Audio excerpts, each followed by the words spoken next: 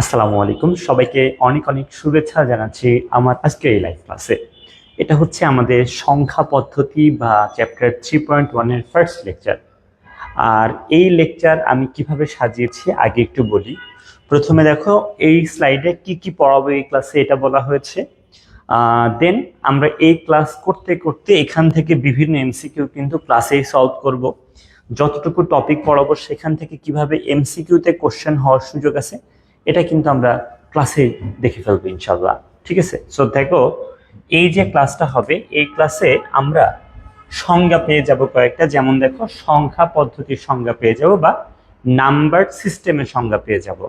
তোমরা যখন এই অধ্যায় শেষে সিকিউ সলভ করবে, আমি নিচেই করাবো সিকিউ সলভ, তখন দেখবা তোমরা এই সংখ্যা পদ্ধতি কি এটা খুব আসে।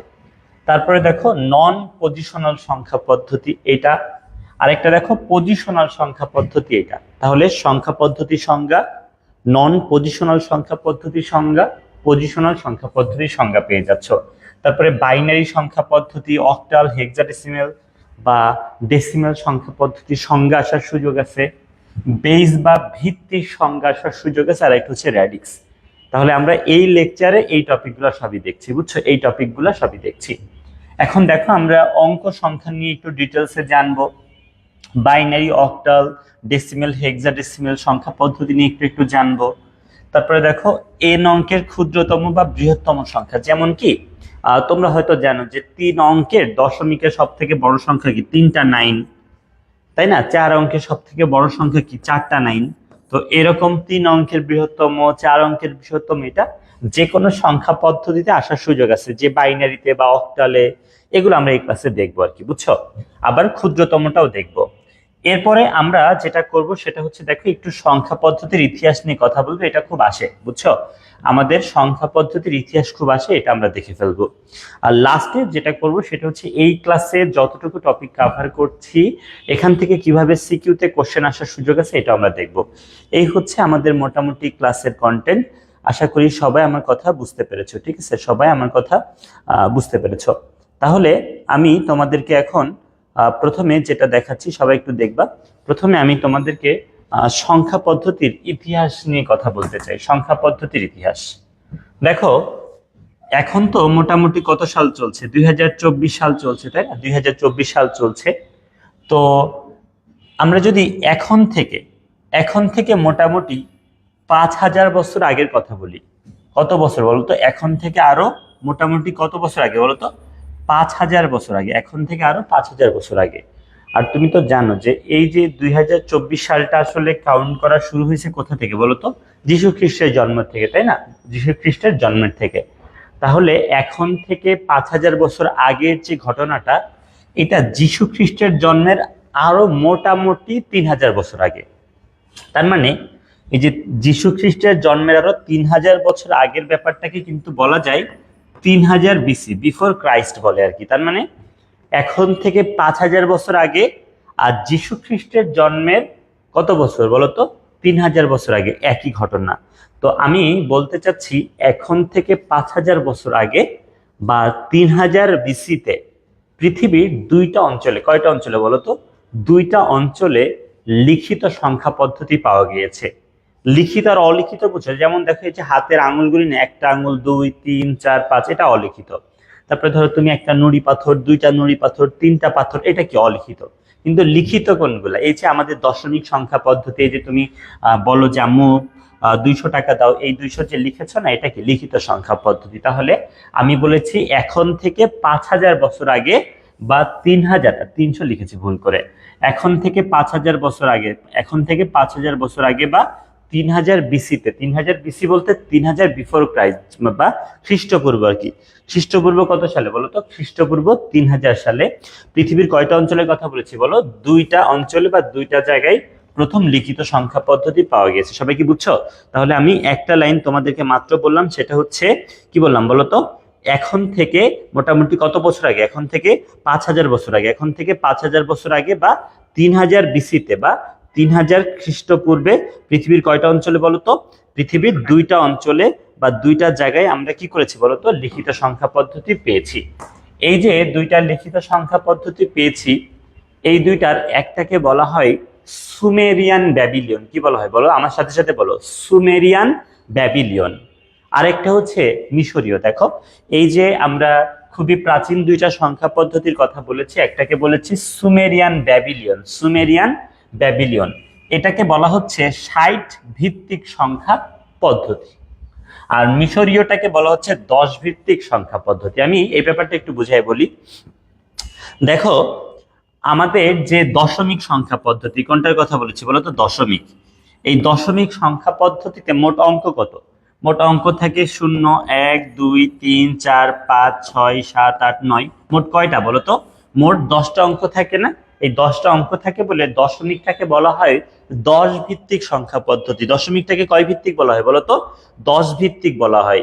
সেরকম আমাদের এই সুমেরিয়ান ব্যাবিলিয়নটা ছিল 60 ভিত্তিক, আর মিশরীয়টা কত ভিত্তিক ছিল? 10 ভিত্তিক। ক্লাসের মধ্যে এগুলো সব মুখস্থ হয়ে যাবে, বুঝছো?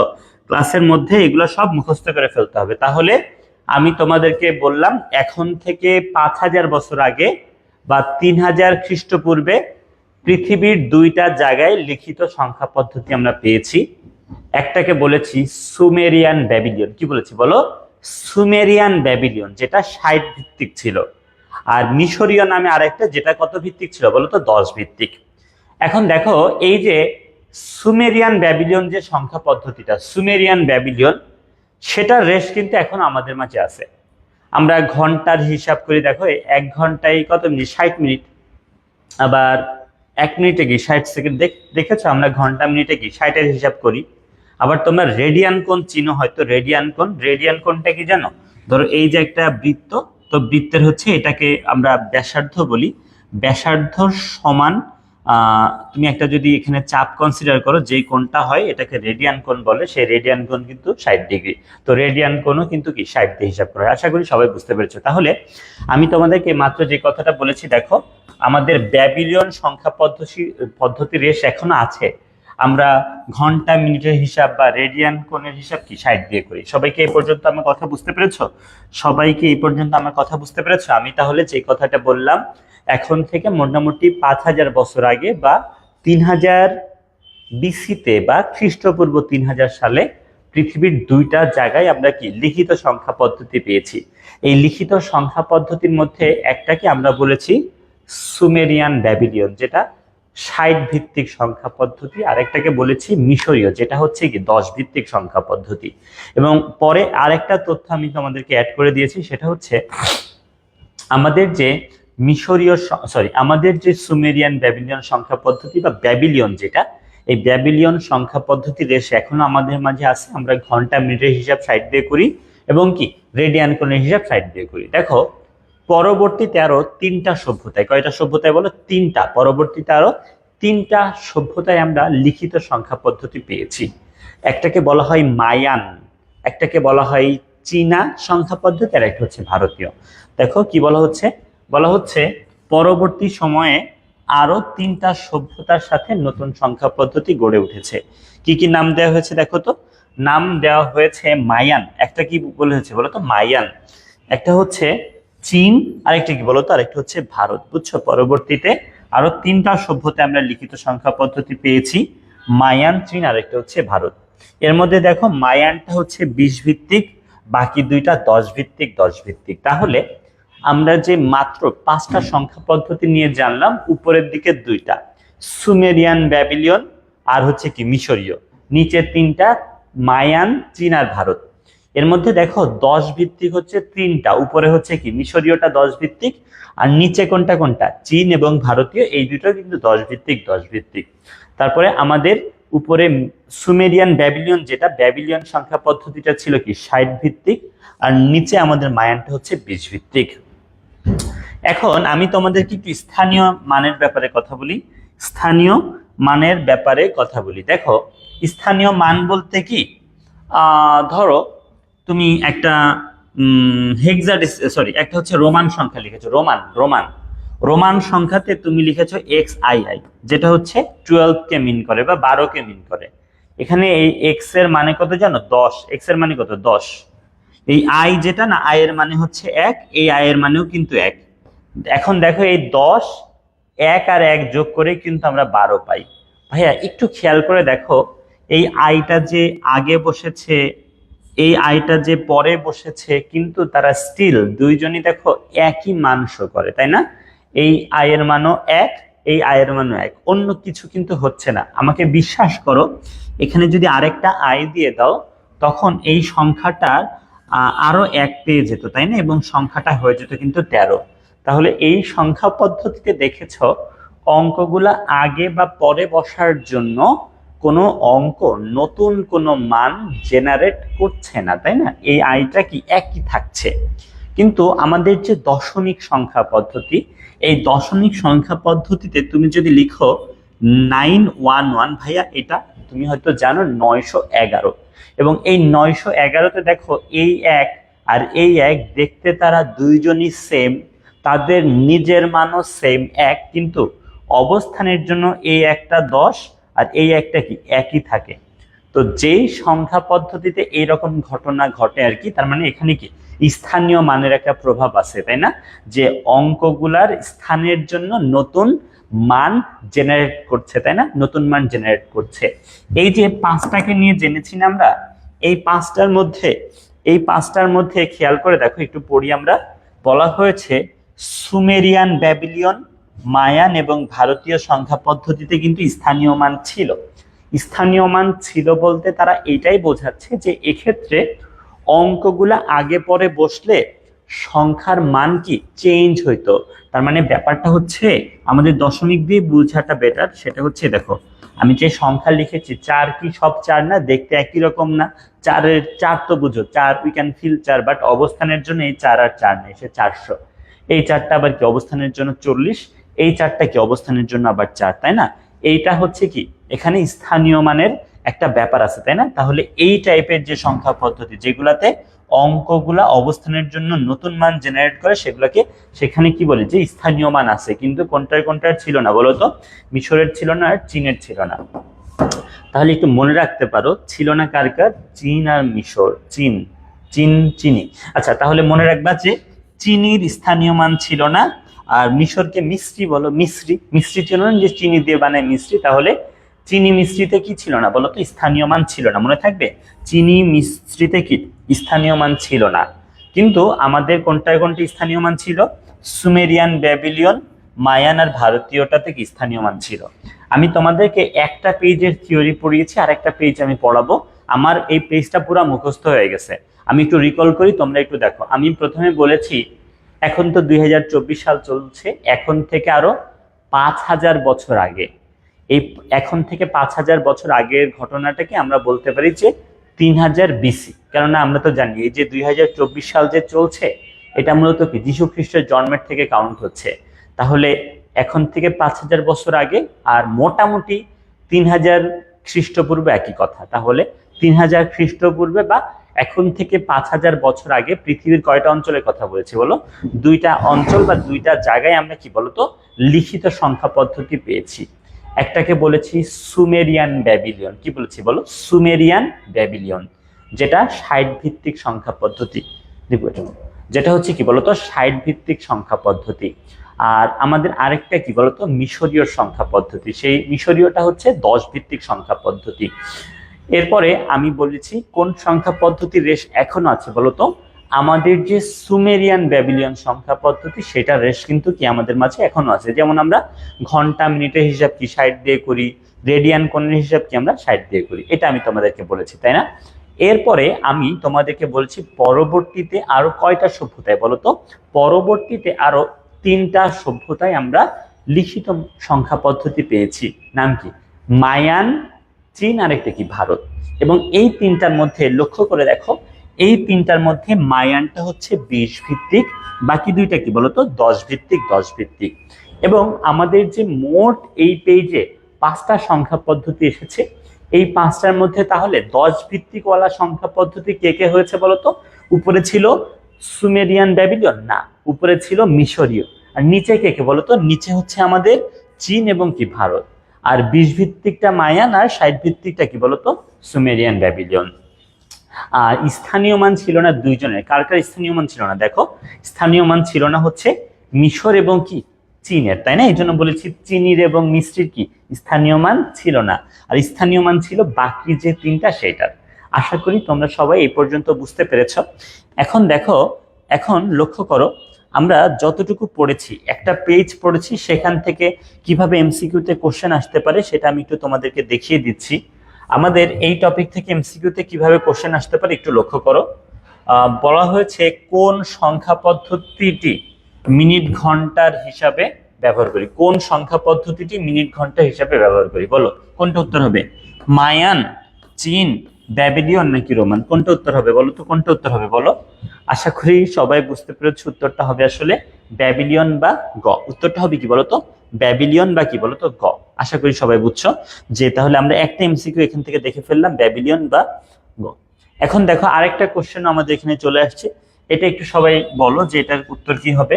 বলা হয়েছে নিচের তথ্যগুলোর মধ্যে সঠিক কোনগুলো? সঠিক, মায়ান সংখ্যা পদ্ধতিটা 10 ভিত্তিক, চীন সংখ্যা পদ্ধতি বা চাইনা নাম্বার সিস্টেমটা হচ্ছে 10 ভিত্তিক, মিশরীয় সংখ্যা পদ্ধতিটা 10 ভিত্তিক। বলো তো এখান থেকে উত্তর কি হয়ে যাবে? উত্তর কি হয়ে যাবে বলো, বলো উত্তর কি হয়ে যাবে বলো? উত্তর হয়ে যাবে আসলে সত্যি যে উত্তর হয়ে যাবে 2 আর 3 বা খ। কেননা আমাদের যে মায়ান সংখ্যা পদ্ধতি সেটা আসলে কত ভিত্তিক ছিল বলতো? মায়ান সংখ্যা পদ্ধতিটা 20 ভিত্তিক ছিল, কিন্তু আমাদের যে আমাদের যে চাইনা সংখ্যা পদ্ধতি এবং মিশরীয়টা 10 ভিত্তিক, 10 ভিত্তিকই ছিল। তাহলে এখান থেকে আমরা উত্তরটা পেয়ে গেলাম আসলে 2, 3 বা হচ্ছে কি চীন আর হচ্ছে মিশর। এখন দেখো আমরা আরেকটা পেজ পড়বো। দেখো আমরা লাস্ট পেজে যেই দুইটা সংখ্যা পদ্ধতি, আমরা লাস্ট পেজে যে তিনটা সংখ্যা পদ্ধতি পেয়েছিলাম কি কি বলতো? মায়ান, চীন আর একটা কি বলো, চেঞ্জ করো আবার, মায়ান, চীন আর একটা কি বলতো? ভারত। মায়ান, চীন আর একটা কি ভারত। এর মধ্যে আমাদের মায়ান আর চীন যে সংখ্যা পদ্ধতি, এর মধ্যে মায়ান আর চীন যে সংখ্যা পদ্ধতি, এই দুইটাতে আসলে যেটা করা হতো, 2-3টা চিহ্নতেই সব সংখ্যা লেখা হতো।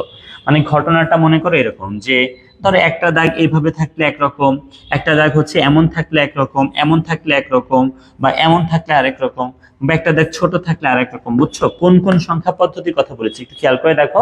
আমরা বলেছি মায়ান ও চীনা যে সংখ্যা পদ্ধতি, সেই দুইটাতে কি করা হতো? 2-3টা চিহ্ন দিয়ে সব সংখ্যা লেখা হতো। কিন্তু আমাদের ভারতীয় যে সংখ্যা পদ্ধতি বা ইন্ডিয়ান যে নাম্বার সিস্টেম, সেখানে যেটা করা হতো সেটা হচ্ছে 1 থেকে 9-এর জন্য 9টা আর 0-এর জন্য আরেকটা, এই 10টা আসলে কি চিহ্ন ব্যবহার করা হতো, যাদেরকে আমরা এখন আসলে অঙ্ক হিসেবে জানি। তোমাদের সরল মনে খুবই ভালোভাবে এইটাই প্রশ্ন হয়তো জাগে যে কেন ডিরেক্ট 0 থেকে 9 বলা হয় নাই। কেননা দেখো আমাদের এখানে প্রথম দিকে এই শূন্যের ব্যবহার কিছু সময় ঠেকিয়ে রাখা হয়েছিল। মানে শূন্যকে বলা হতো ওটা নাকি একটা শয়তান রূপ, শূন্যকে ব্যবহার করতে দেওয়া হবে না, বুঝছো? এই জন্য শূন্যকে ব্যবহার অনেকদিন কি করা হতো না। এই জন্য বলেছি কি 1 থেকে 9-এর জন্য 9টা সাইন আর 0-এর জন্য আরেকটা। দেখো কি বলা হয়েছে, ভারতীয় সংখ্যাতে কি করা হতো? 1 থেকে 9-এর জন্য 9টা আর 0-এর জন্য আরেকটা, এই 10টা চিহ্ন আমরা যে ব্যবহার করি, এদেরকে আমরা কি বলেছি বলতো? এদেরকে আমরা অঙ্ক বা ডিজিট বলেছি। আশা করি সবাই বুঝতে পেরেছো এই পর্যন্ত। তাহলে আমি তোমাদেরকে মাত্র যে কথাগুলো বললাম, যে আমরা টোটাল হচ্ছে 5টা সংখ্যা পদ্ধতি জেনেছি। একদম ফার্স্টে ছিল সুমেরিয়ান ব্যাবিলিয়ন, যেটা 60 ভিত্তিক সংখ্যা পদ্ধতি ছিল, এবং আমাদের যে মিশরীয় সেটা ছিল 10 ভিত্তিক। আর লাস্টে 3টা নিয়ে জেনেছি, মায়ান, চীন আর ভারত। মায়ানটা হচ্ছে 20 ভিত্তিক, আর বাকি 2টা 10 ভিত্তিক, 10 ভিত্তিক। এবং এই পেজে ফার্স্টে বলেছি আমাদের মায়ান এবং চাইনা যে সংখ্যা পদ্ধতি, তারা জাস্ট 2-3টা চিহ্ন দিয়ে সব সংখ্যা লিখে ফেলতো। কিন্তু ভালো কোনটাকে বলেছি বলো? আমাদের যে ভারতীয় সংখ্যা পদ্ধতি, এটাকে আমরা ভালো বলেছি, এবং বলেছি এখানে 1 থেকে 9-এর জন্য 9টা আর 0-এর জন্য আরেকটা চিহ্ন ব্যবহার করা হতো। এদেরকে আমরা নাকি অঙ্ক বা ডিজিট বলি। এখন আমরা একটু গ্রিকদের কথা জানবো। দেখো এরপরে 6 নম্বর সংখ্যা পদ্ধতি হিসেবে আমরা গ্রিকদের কথা বলতে চাচ্ছি। এই গ্রিকরা আসলে ওই যে আগে শুরুর দিকে ব্যাবিলিয়ন আর মিশরীয় ছিল না, এই ব্যাবিলিয়ন এবং মিশরীয়দের থেকে ইন্সপায়ার্ড হয়ে তারা একটা 10 ভিত্তিক সংখ্যা পদ্ধতি এনেছে। দেখো কি বলা হয়েছে, বলা হয়েছে 2500 বছর আগে। এখন তো কত 2024 সাল চলে না, মোটামুটি এখন থেকে কত 2500 বছর আগে। তার মানে এটাকে কিন্তু 2500 অথবা বলতে পারো যে খ্রিস্টপূর্ব 500 সাল, একই কথা। বুঝছো কি বলতে পারো বলো তো? খ্রিস্টপূর্ব 500 সাল আর হচ্ছে এখন থেকে কি 2500 বছর আগে একই কথা। তাহলে খ্রিস্টপূর্ব 500 সালে বা এখন থেকে 2500 বছর আগে গ্রিকরা কাদের কথা বলা হয়েছে বলতো? 6 নম্বর সংখ্যা পদ্ধতি হিসেবে গ্রিকদের কথা বলা হয়েছে। এবং এই গ্রিকরা কি করেছে বলতো? ব্যাবিলিয়ন এবং মিশরীয়দের যে সংখ্যা পদ্ধতি ছিল তার উপর ভিত্তি করে একটা 10 ভিত্তিক সংখ্যা পদ্ধতি গড়ে তুলেছে। তাহলে আমরা 6 নম্বর হিসেবে গ্রিকদের কথা বলেছি। আমরা একদমই লাস্ট ফেজে আছি, আমরা লাস্ট ফেজে আছি, বুঝছো? এখন দেখো আমাদের এরপরে গ্রিকদের সভ্যতার যখন পতন ঘটালো কারা জানো? গ্রিকদের সভ্যতার পতন যখন রোমানরা ঘটালো, এই রোমান যে সংখ্যা পদ্ধতি এটা আসলে একটা মোটামুটি কি বলা যায় বলতো? সংখ্যা পদ্ধতির ইতিহাসে এটা একটা বাজে সময় বলা যায়। প্রত্যেকের লাইফে কিন্তু বাজে সময় আসে, সেরকম সংখ্যা পদ্ধতির লাইফে একটা বাজে সময় এসেছিল। কখন বলতো? যখন এই গ্রিকদের সভ্যতার পতন ঘটেছে এবং রোমান সংখ্যা পদ্ধতিটাকে ব্যবহার করা হতো। কেননা দেখো রোমান সংখ্যা পদ্ধতিতে সমস্যাটা কি? সমস্যাটা হচ্ছে রোমান যে অক্ষরগুলা ছিল না ওদেরকেই ব্যবহার করা হতো। যেমন রোমানদের আই ছিল না, আই, এই আইকে ব্যবহার করা হতো একের জন্য, বুঝছো? এটা নাও, আমাদের কি বলেছি বলো? আমাদের যে রোমান সংখ্যা পদ্ধতির কথা বলছি, কোনটা বলো তো? রোমান। এই রোমান সংখ্যা পদ্ধতির যে আই আছে, বুঝছো? এই ঘোড়ার ডিম, রোমান সংখ্যা পদ্ধতি না, রোমান অক্ষর। কি বলেছি বলো? আমাদের যে রোমান, এরপরে যখন কি রোমানরা যখন আসছে আর কি, আচ্ছা এখানে স্লাইডে যদিও এখানে আনা হয়নি, এখানে একটু দেখো। এরপরে যখন কি রোমানদের সভ্যতাটা যখন আসছে, রোমানরা কি করছে দেখো, রোমানদের যে অক্ষরগুলা ছিল, রোমানদের যে অক্ষর, কি কি অক্ষর ছিল? রোমানদের যে আই ছিল, এই আইকে তারা ব্যবহার করত এক লেখার জন্য। তারপরে রোমানদের যে হচ্ছে ভি ছিল, ভি কিন্তু একটা অক্ষর, এই অক্ষরকে তারা 5 হিসেবে ব্যবহার করত। তারপরে এক্স, যেটা এক্স কে তারা 10-এর জন্য ব্যবহার করত। শুধু এখানে শেষ না, তোমরা হয়তো এই তিনটা সবাই জানো কিন্তু জানো না অনেকে, সেটা হচ্ছে এল। এল কে তারা ব্যবহার করতো 50-এর জন্য। তার মানে এই যে একটা রোমান অক্ষর, সেটাকে কি তারা 50-এর জন্য ব্যবহার করতো। তারপরে রোমান অক্ষর সি, সেটাকে তারা 100 হিসেবে ব্যবহার করত। তারপরে এল সি, তারপরে ডি কে ব্যবহার করতো 500-এর জন্য, এম কে ব্যবহার করতো 1000-এর জন্য, বুঝছো? এই সময়টাতে সংখ্যা পদ্ধতির বিকাশ কিছুটা থেমেছিল। কেন থেমেছিল? কারণ হচ্ছে রোমানরা এই যে তাদের অক্ষর, সেই অক্ষরগুলাকে ব্যবহার করে কি সংখ্যা লেখা শুরু করেছিল। দেখো বলা হয়েছে এরপর রোমানরা যখন গ্রিকদের সভ্যতার পতন ঘটিয়েছে তখন সংখ্যা পদ্ধতির বিকাশ থেমে যায়। কেননা রোমানদের গণিতের খুব একটা প্রয়োজন ছিল না, যতটুকু প্রয়োজন তা তারা কি রোমান যে অক্ষর সেগুলা দিয়ে লিখত। এই হচ্ছে মোটামুটি আমাদের সংখ্যা পদ্ধতির কাহিনী। এরপরে আমরা যখন ইসলামী সভ্যতাটা আসলো তখন অ্যারাবিয়ানদের মাধ্যমে বা আরবদের মাধ্যমে ভারতীয় সংখ্যা পদ্ধতিটাই কি ইউরোপে ছড়ায় যায়। এবং শুরুর দিকে আমি অলরেডি বলেছি শূন্যটাকে তারা মেনে নিচ্ছিল না। দেখো শুরুর দিকে তারা কি শূন্যটাকে মেনে নিচ্ছিল না, কিন্তু একটা সময় তারা আসলে মেনে নিয়েছে, এই শূন্যটাকে শয়তান রূপ মনে করতো।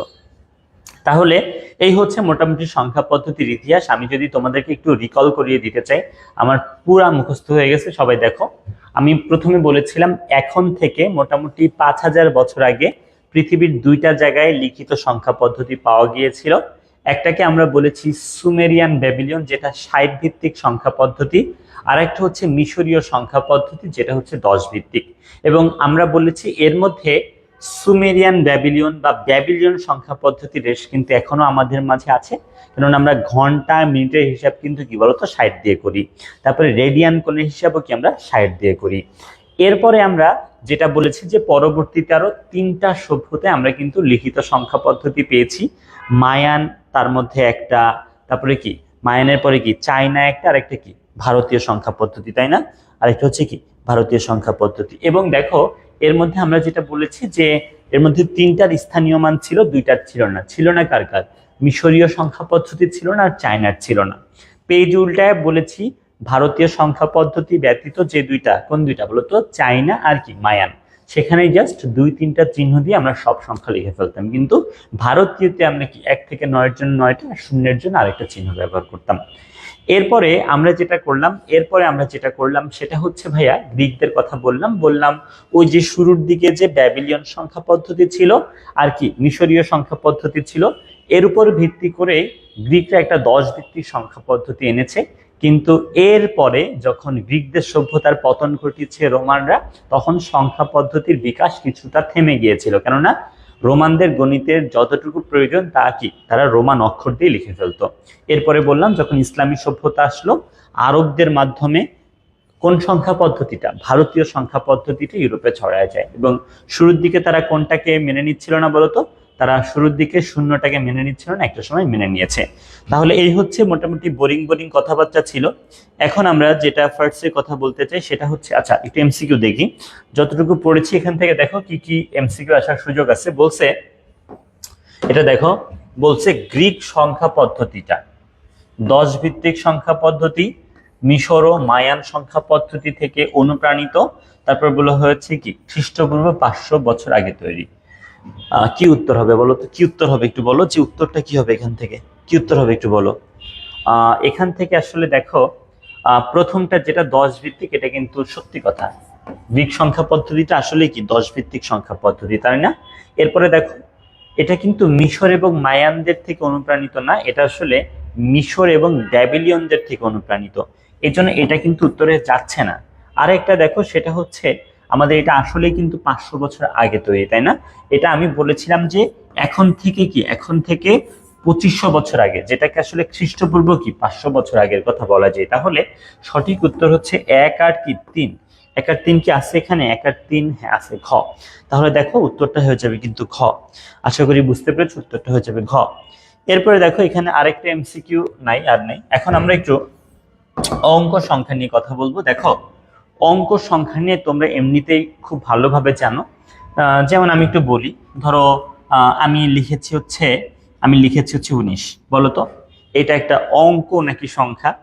স্বাভাবিক তোমার উত্তর হয়তো হয়ে যাবে যে এটা একটা সংখ্যা, বা ইংলিশে বললে কি এটা একটা নাম্বার। কিন্তু আমি যদি বলি 9, তখন কি বলবা? বলবা যে এটা একটা অঙ্ক। এটা একটা কি বলবো বলো তো? অঙ্ক বা ডিজিট। অঙ্ক বা কি বলতো? ডিজিট। এটা কি অঙ্ক বা ডিজিট? আর এটাকে কি বলবো বলতো? এটাকে বলবা নাম্বার। কিন্তু কথা হচ্ছে, এটা সত্যি যে এটা আসলে সংখ্যা বা নাম্বার, কিন্তু এটাকে আমরা অঙ্ক ডিজিটের সাথে সাথে আসলে সংখ্যা বা নাম্বারও বলতে পারি। এটাকে কি বলতো? আমরা অঙ্ক ডিজিটের সাথে সাথে কি, অঙ্ক ডিজিটের সাথে সাথে নাম্বারও বলতে পারি। তার মানে ঘটনা যেটা দাঁড়িয়েছে সেটা হচ্ছে, আমাদের এক বা একাধিক অঙ্ক মিলে সংখ্যা হয়। কি বলেছে বলতো? এক বা একাধিক অঙ্ক। তার মানে কি, এই যে 998 এটাও একটা সংখ্যা, 99 একটা সংখ্যা, 9ও একটা সংখ্যা। এই তিনটাই সংখ্যা, কিন্তু এই দুইটা অঙ্ক না, এটা হচ্ছে অঙ্ক। তাহলে আমরা একটু যদি ঘটনাটা বুঝতে চাই, প্রথমে বলা হয়েছে সংখ্যার সব থেকে ক্ষুদ্রতম একককে অঙ্ক বলে। সংখ্যার সব থেকে ক্ষুদ্রতম একক, যেমন দেখো, যদি একটা সংখ্যা হচ্ছে 163 হয়, তাহলে এখানে 1 একটা, 6 একটা, 3 একটা কি বলতো? অঙ্ক। এখানে আমাদের কি কিছু খেয়াল করে দেখো, এখানে আমাদের 1 একটা, 6 একটা, 3 একটা কি বলতো? অঙ্ক। এগুলো হচ্ছে এক একটা অঙ্ক। 1 একটা অঙ্ক, 6 একটা অঙ্ক, 3 কি আর একটা অঙ্ক। বুঝতে পেরেছো? আর বলা হয়েছে, কি বলা হয়েছে বলতো? আর বলা হয়েছে এক বা একাধিক অঙ্ক মিলে একটা সংখ্যা গঠন করা হয়। এক বা একাধিক অঙ্ক মিলে একটা কি সংখ্যা গঠন করা হয়। এখন আমাদের একটা গুরুত্বপূর্ণ আমরা টপিকে চলে আসছি, সেটা হচ্ছে সংখ্যা পদ্ধতি। আমরা সংখ্যা পদ্ধতির সংজ্ঞাটা এখন দেখতে চাই। আমরা সুন্দর করে একটা সংখ্যা বানাতে চাই। মনে করো আমি একটা দশমিক সংখ্যা লিখেছি, 727। এটা মনে করো একটা দশমিক সংখ্যা। কি সংখ্যা বলেছি বলতো? দশমিক সংখ্যা বলেছি। দশমিক দশমিক দশমিক সংখ্যা পদ্ধতিতে তুমি হয়তো জানো যে মোট 10টা অঙ্ক থাকে, এবং সেই 10টা অঙ্ক আসলে 0 থেকে শুরু করে 9 পর্যন্ত। এবং এই যে 0 থেকে শুরু করে 9, মোট কয়টা? মোট যে 10টা অঙ্ক না, এই জন্য দশমিক সংখ্যা পদ্ধতির ভিত্তি কি বলেছি বলতো? কথাটা কি বলেছি? ভিত্তি। এই ক্লাসে এই ভিত্তির সংজ্ঞাটাও পেয়ে যাবা। ভিত্তি কি জানো? কোনো একটা সংখ্যা পদ্ধতিতে মোট যতগুলা অঙ্ক ব্যবহার করা হয়, এই অ্যামাউন্টটাকে ভিত্তি বলে। বুঝছো? যেমন দশমিকে মোট অঙ্ক কয়টা? 10টা না? এই যে 0 থেকে 9 মোট কয়টা? 10টা না? এই জন্য দশমিক সংখ্যা পদ্ধতির ভিত্তি হচ্ছে 10। তাহলে আমি দাবি করেছি এই 727 এটা একটা দশমিক সংখ্যা, মনে করো।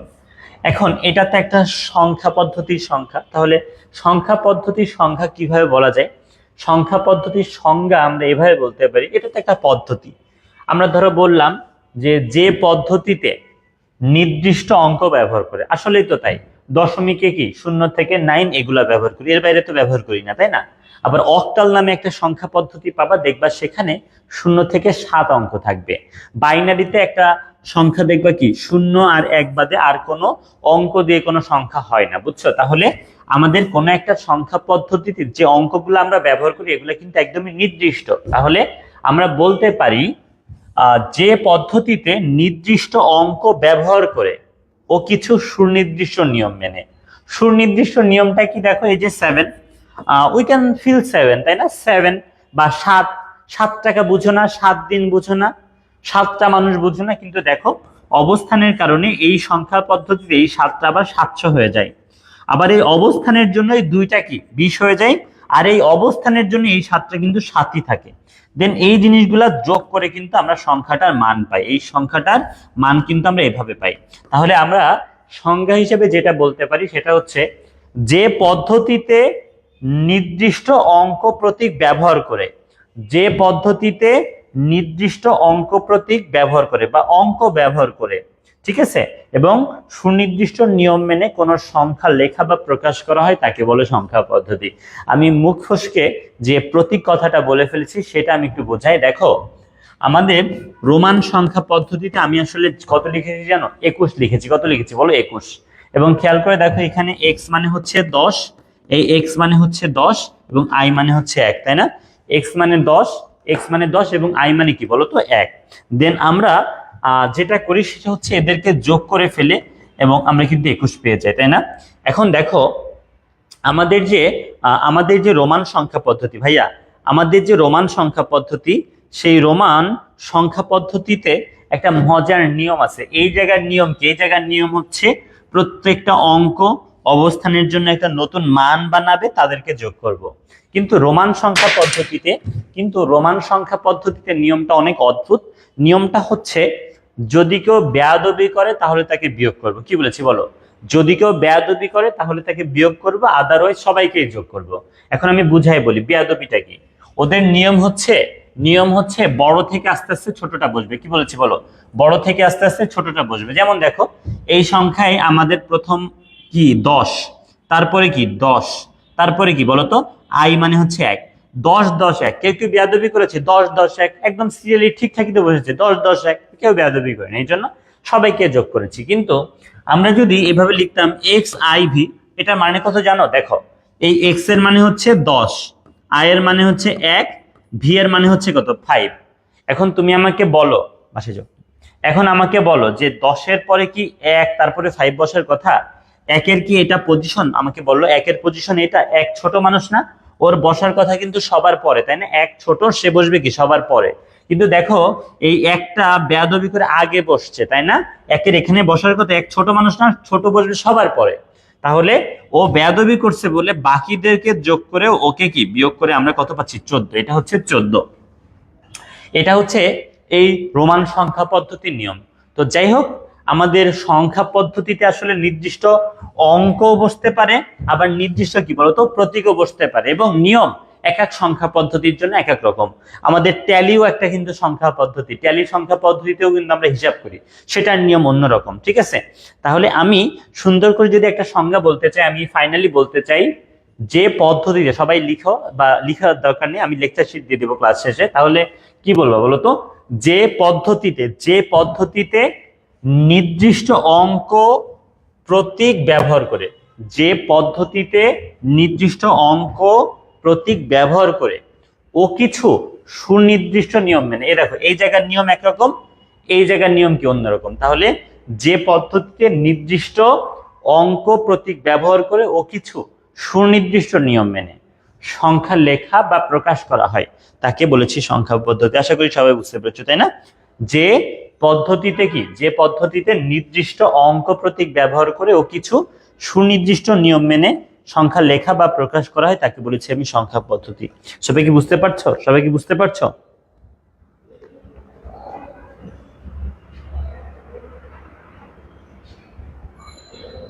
সবাই কি বুঝতে পেরেছো?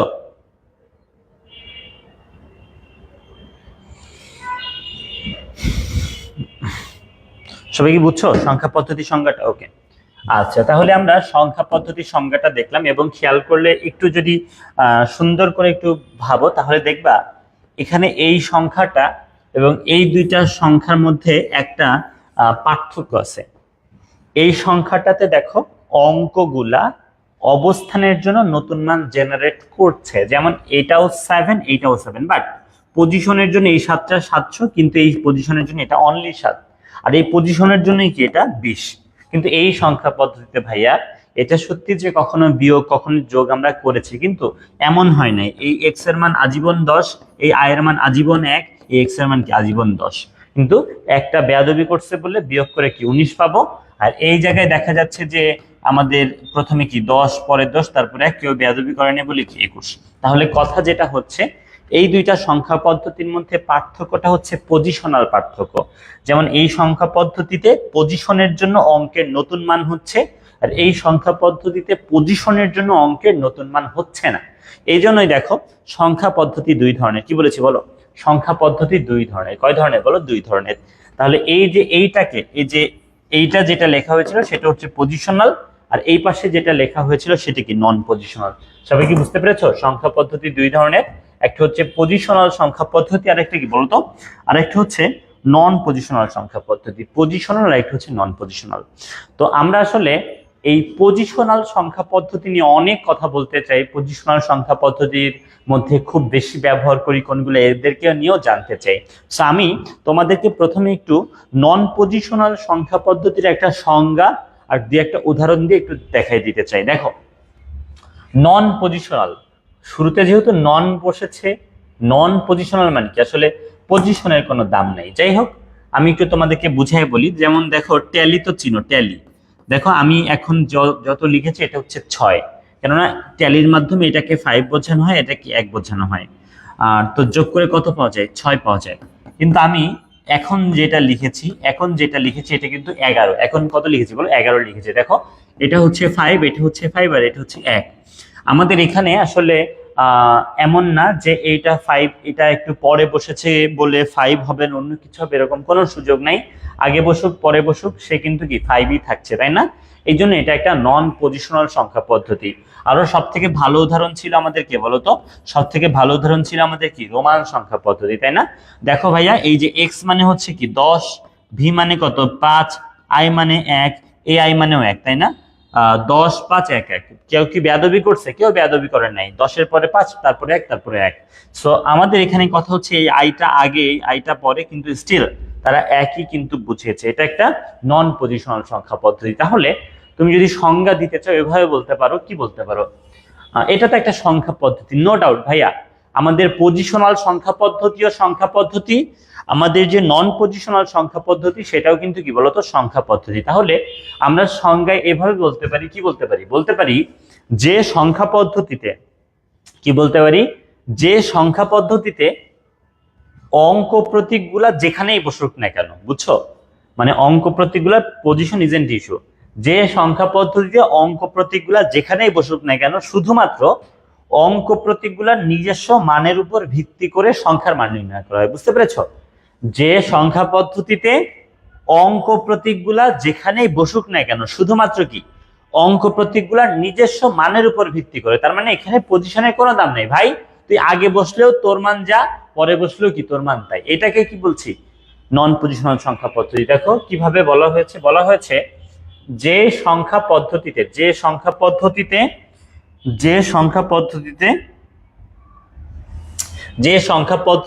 অঙ্ক প্রতীকগুলা যেখানেই থাকুক না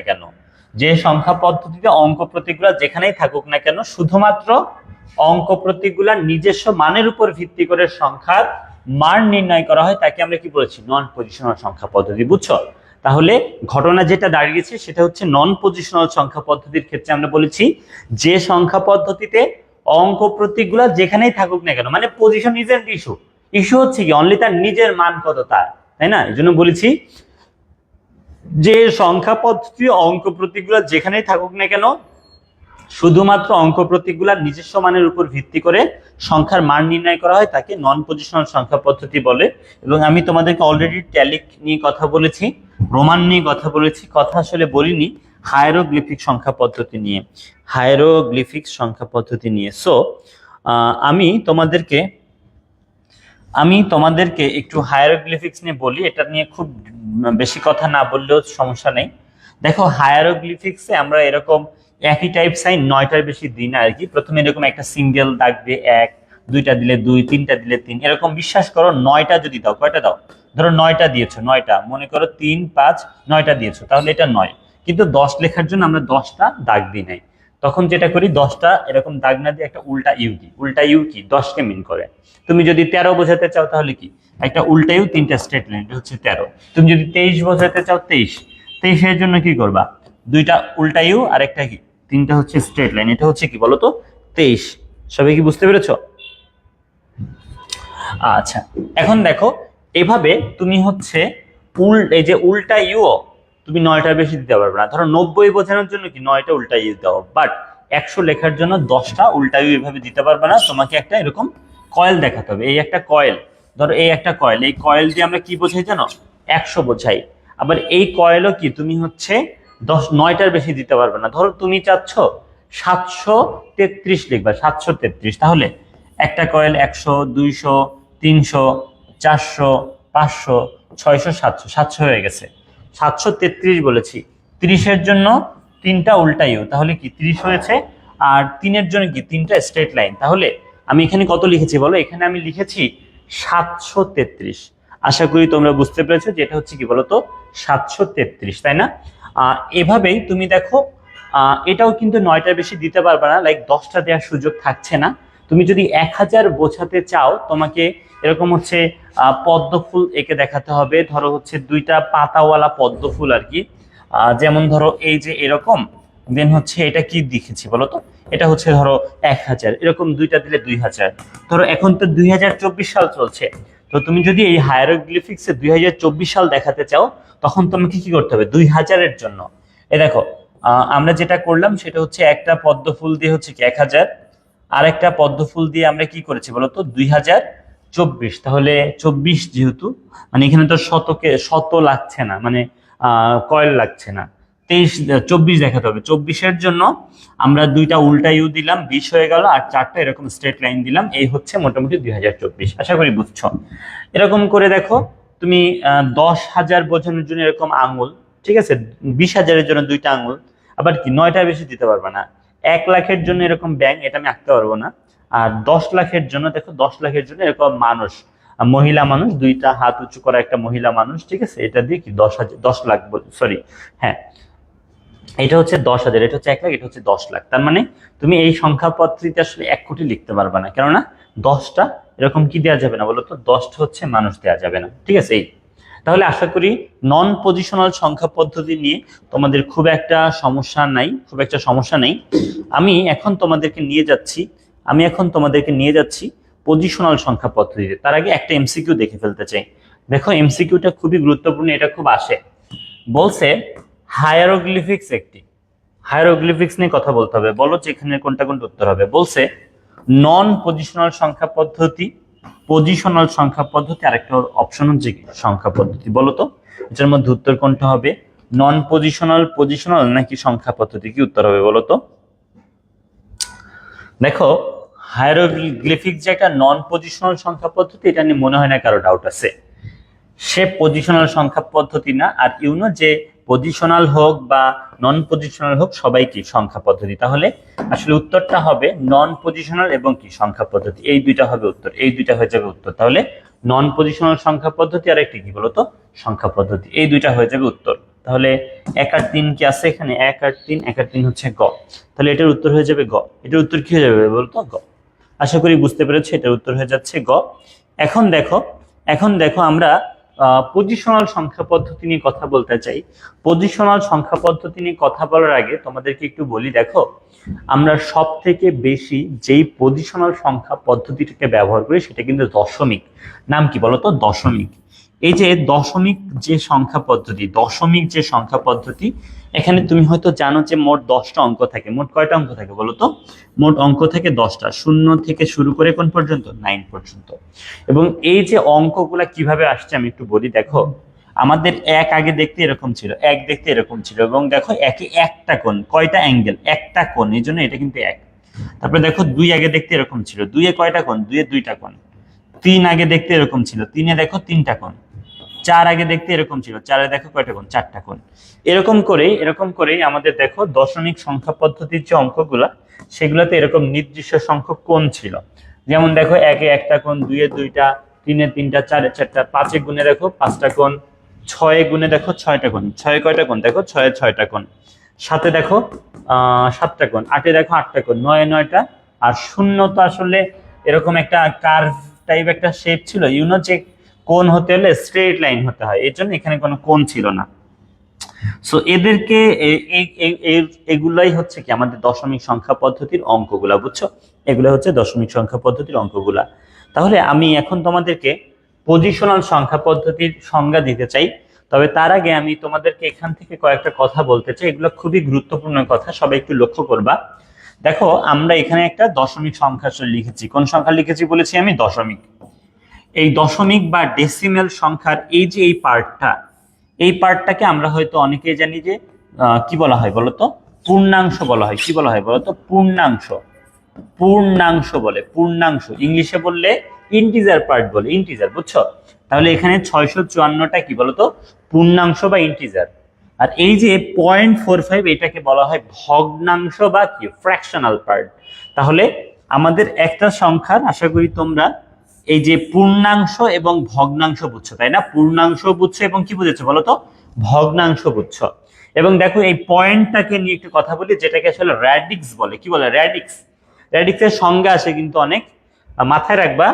একটা সংখ্যার পূর্ণাংশ এবং ভগ্নাংশকে পৃথক করতে মাঝে যে পয়েন্ট ব্যবহার করি একে বলা হয় র্যাডিক্স পয়েন্ট, বুঝছো? কি বলেছি বলতো?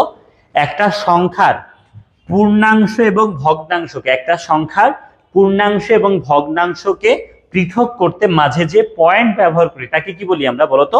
তাকে আমরা বলি র্যাডিক্স পয়েন্ট। তাকে আমরা কি বলি? Radix point. আশা করি তোমরা র্যাডিক্স পয়েন্ট বুঝছো। তাহলে পূর্ণাংশ বুঝছো, ভগ্নাংশ বুঝছো, র্যাডিক্স পয়েন্ট বুঝছো। এখন দেখো এই যে একটা সংখ্যা, এই সংখ্যার সব থেকে দামি অঙ্ককে, সব থেকে দামি অঙ্ক দেখো 6। সব থেকে দামি অঙ্ক 6, কেননা তার মান আসলে 600। এবং এই সংখ্যাটা যদি এখানে 6 না বসে, মনে করো এই সংখ্যাতে এখানে কি নাই বলতো? এই সংখ্যাতে মনে করো এখানে এটা নাই, এখানে মনে করো এটা নাই, 6 নাই, এখানে আছে 1। এই সংখ্যাতে এখানে যদি 1 থাকে, তাহলে সব থেকে দামি অঙ্ক কি হবে বলতো? তাহলে সব থেকে দামি অঙ্ক আসলে এই 1 নিজেই হবে। 5 সব থেকে দামি হবে না, এই 1টাই সব থেকে দামি হবে। কেন 1 সব থেকে দামি হবে? কেননা সে আসলে প্রথমে বসেছে।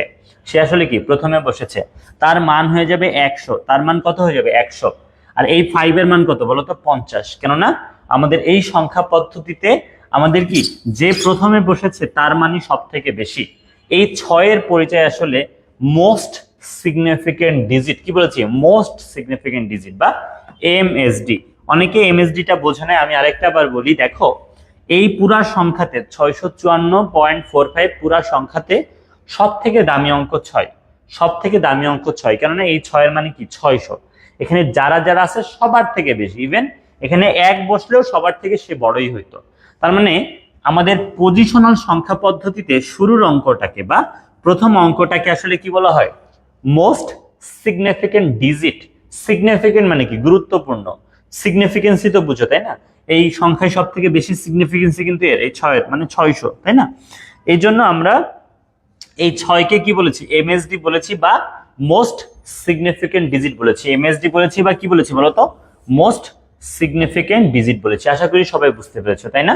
আর এই যে এখানে 5 যেটা, এ কিন্তু সব থেকে কম দামি।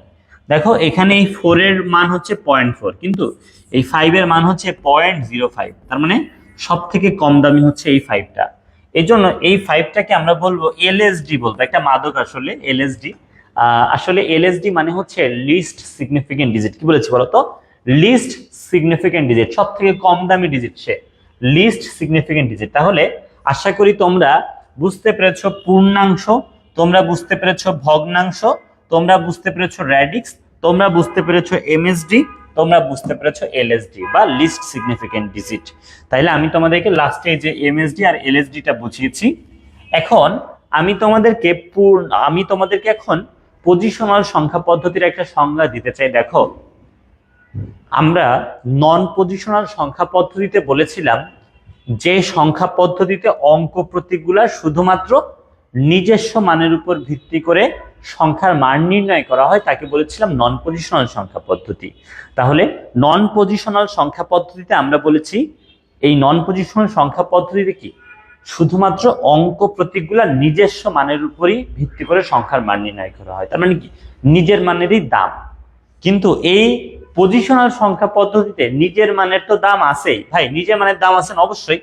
এখানে যদি 6 না বসে 4 বসতো, এখানে 6 না বসে যদি 4 বসতো, তাহলে দেখো এই সংখ্যা থেকে 200 কমে যেত না? এই সংখ্যা থেকে কি বলতো 200 কমে যেত যদি এখানে 6 না বসে কত বসতো 4 বসতো। তার মানে সংখ্যার মধ্যে যে অঙ্কগুলা সেই অঙ্কের দাম আছে। তাহলে নন পজিশনাল সংখ্যা পদ্ধতির মতো এখানেও বলতে হবে এই সংখ্যা পদ্ধতিতেও কি অঙ্কগুলার নিজস্ব মানের দাম আছে, তবে নিজস্ব মানের দামের সাথে সাথে এখানে পজিশনেরও দাম আছে। কেননা ভাইয়া এই 6 যদি সব বসে 6 6 6, এই 6 আর এই 6 আর এই 6 এক জিনিস না, তাই না? তাহলে আমি বলতে চাচ্ছি যে সংখ্যা পদ্ধতিতে অঙ্ক প্রতীকগুলার নিজস্ব মানের সাথে সাথে নন পজিশনালের সংজ্ঞা বলেছিলাম যে সংখ্যা পদ্ধতিতে শুধুমাত্র অঙ্ক প্রতীকগুলার নিজস্ব মানের উপর ভিত্তি করে সংখ্যার মান নির্ণয় করা হয় তাকে বলেছিলাম নন পজিশনাল সংখ্যা পদ্ধতি। আর পজিশনাল সংখ্যা পদ্ধতিতে আসলে কি বলতে হবে বলতো? পজিশনাল সংখ্যা পদ্ধতিতে যে সংখ্যা পদ্ধতিতে অঙ্ক প্রতীকগুলার নিজস্ব মানের সাথে সাথে যে সংখ্যা পদ্ধতিতে অঙ্ক প্রতীকগুলার নিজস্ব মানের সাথে সাথে অবস্থানের উপর ভিত্তি করে, এই দেখো খেয়াল করে দেখো কি বলেছি দেখো কি বলেছি, দেখো সবাই একটু খেয়াল করে দেখো, বলেছি যে সংখ্যা পদ্ধতিতে অঙ্ক প্রতীকগুলার নিজস্ব মানের সাথে সাথে অঙ্ক প্রতীকগুলার অবস্থানের উপর ভিত্তি করে, ঠিক আছে, অবস্থানের উপর ভিত্তি করে সংখ্যার মান নির্ণয় করা হয় তাকে বলেছি পজিশনাল সংখ্যা পদ্ধতি। তাহলে আমরা আশা করি নন পজিশনাল এবং পজিশনাল নিয়ে খুব স্পষ্ট একটা ধারণা পেয়েছি এবং তোমরা হয়তো খেয়াল করে দেখেছো নন পজিশনাল সংখ্যা পদ্ধতিতে শুধুমাত্র অঙ্ক প্রতীকগুলার নিজস্ব মানেরই দাম আছে, নিজস্ব মান। কিন্তু পজিশনাল সংখ্যা পদ্ধতিতে অঙ্ক প্রতীকগুলার নিজস্ব মানের সাথে সাথে অবস্থানেরও দাম আছে। সো আমরা এভাবে বলেছি যে সংখ্যা পদ্ধতিতে অঙ্ক প্রতীকগুলার নিজস্ব মানের সাথে সাথে অঙ্ক প্রতীকগুলার অবস্থানের উপর ভিত্তি করে সংখ্যার মান নির্ণয় করা হয় তাকে আমরা কি বলেছি বলতো? তাকে আমরা বলেছি পজিশনাল সংখ্যা পদ্ধতি। এবং দেখো এখানে কিন্তু আমরা র্যাডিক্স পয়েন্টের একটা সংজ্ঞা পেয়েছি, পয়েন্ট বানানটা ভুল আছে, আমি আন্তরিকভাবে দুঃখিত। র্যাডিক্স পয়েন্টের সংজ্ঞা বলা হয়েছে একটা সংখ্যার পূর্ণাংশ ও ভগ্নাংশকে আলাদা করতে মাঝে যে পয়েন্ট ব্যবহার করা হয় তাকে কি বলে? র্যাডিক্স পয়েন্ট বলে। কি বলেছি? একটা সংখ্যার পূর্ণাংশ এবং ভগ্নাংশকে আলাদা করতে মাঝে যে পয়েন্ট ব্যবহার করা হয় তাকে কি বলে? র্যাডিক্স পয়েন্ট বলে। আশা করি এটাও বুঝতে পেরেছো, তাই না? এখন দেখো যতটুকু পড়েছি এখান থেকে খুব গুরুত্বপূর্ণ একটা আমাদের এমসিকিউ আছে, এটা একটু দেখবা, সবাই খেয়াল করে দেখবা। বলা হয়েছে পজিশনাল সংখ্যা পদ্ধতিতে, ঠিক আছে, পজিশনাল সংখ্যা পদ্ধতিতে কোনগুলা? বলেছে অঙ্কের নিজস্ব মানের গুরুত্ব আছে, দেন বলছে অঙ্কের অবস্থানের গুরুত্ব আছে, দেন বলছে সব থেকে বড় অঙ্ক যেখানেই বসুক না কেন তার গুরুত্ব সব থেকে বেশি। উত্তর কোনটা হবে? এটা কোনগুলা? আমি দেখো এক এক করে বলি। প্রথমে বলেছে পজিশনাল সংখ্যা পদ্ধতিতে ভাই অঙ্কের নিজস্ব মানের গুরুত্ব আছে, এটা সত্যি কথা, অঙ্কের নিজস্ব মানের গুরুত্ব আছে, অবশ্যই আছে। যেমন একটা সংখ্যাতে যদি এরকম 7 7 8 বসে সেটা কি 778, কিন্তু এখানে 7 না বসে 6 বসলে কি 678, তাহলে কি অঙ্কের গুরুত্ব আছে না? অঙ্ক যদি কি কমে যায় সংখ্যার মানও কি কমে যায়, তাই না? তাহলে অবশ্যই পজিশনাল সংখ্যা পদ্ধতিতে অঙ্কের নিজস্ব মানের গুরুত্ব আছে। এরপর বলছে অঙ্কের অবস্থানের গুরুত্ব আছে, 100% অঙ্কের অবস্থানের গুরুত্ব আছে। কেননা দেখো 6 6 6 এই সংখ্যাতে এই 6 এই 6 আর এই 6 এক না, এই 6 আর এই 6 এই 6 সবাই দেখতে এক, সবার নিজস্ব মান সেম, কিন্তু আমাদের কি বলতো অবস্থানের জন্য এই 6টা 600, এটা 60, এটা হচ্ছে 6। তাহলে অঙ্কের নিজস্ব মানের গুরুত্ব আছে, অঙ্কের অবস্থানের গুরুত্ব আছে, কিন্তু লাস্টের কথাটা মিথ্যা বলা হয়েছে। বলছে সব থেকে বড় অঙ্ক যেখানে বসুক না কেন তার গুরুত্ব নাকি সব থেকে বেশি, তার মান নাকি সব থেকে গুরুত্ব। এটা একদম মিথ্যা কথা। যেমন 1 1 9 ভাই, এখানে এই 9 মানে অনলি 9, কিন্তু এই 1 মানে কত? 100। তাহলে এটা একটা মিথ্যা কথা। কি মিথ্যা কথা বলো তো? যে সব থেকে বড় অঙ্ক যেখানেই বসুক না কেন তার গুরুত্ব সব থেকে বেশি, এটা একটা মিথ্যা কথা। তাহলে উত্তর আসলে হয়ে যাবে কোনটা বলো তো? উত্তর হয়ে যাবে 1 আর 2, মানে কই? সেটা খ। খ হয়ে যাবে উত্তর, বি হয়ে যাবে উত্তর। আশা করি সবাই বুঝতে পেরেছো, বি হয়ে যাবে উত্তর। এখন দেখো আমাদের বহুল ব্যবহৃত পজিশনাল সংখ্যা পদ্ধতি নিয়ে একটু কথা বলবো, শোনো।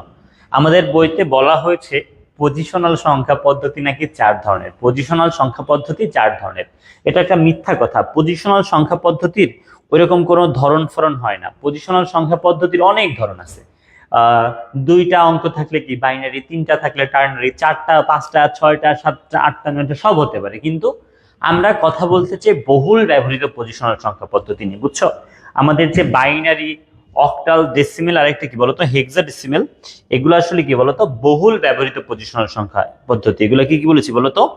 বহুল ব্যবহৃত পজিশনাল সংখ্যা পদ্ধতি। এদেরকে নিয়ে আমি একটু বলতে চাই। দেখো প্রথমে একটু বাইনারি নিয়ে বলি।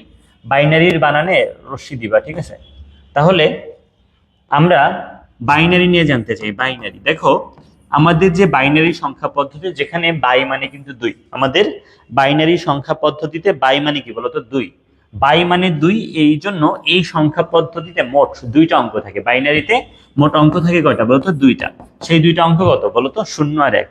এই জন্য বাইনারিতে যখন কোনো সংখ্যা গঠন করবা শুধুমাত্র 0 আর 1 দিয়ে গঠন করতে হয়। বুঝতে পেরেছো? আমি আবারও বলি, আমাদের যে বাইনারি সংখ্যা পদ্ধতি, এই বাইনারি সংখ্যা পদ্ধতিতে বাই মানে 2 এবং মোট অঙ্ক থাকে কয়টা? 2টা।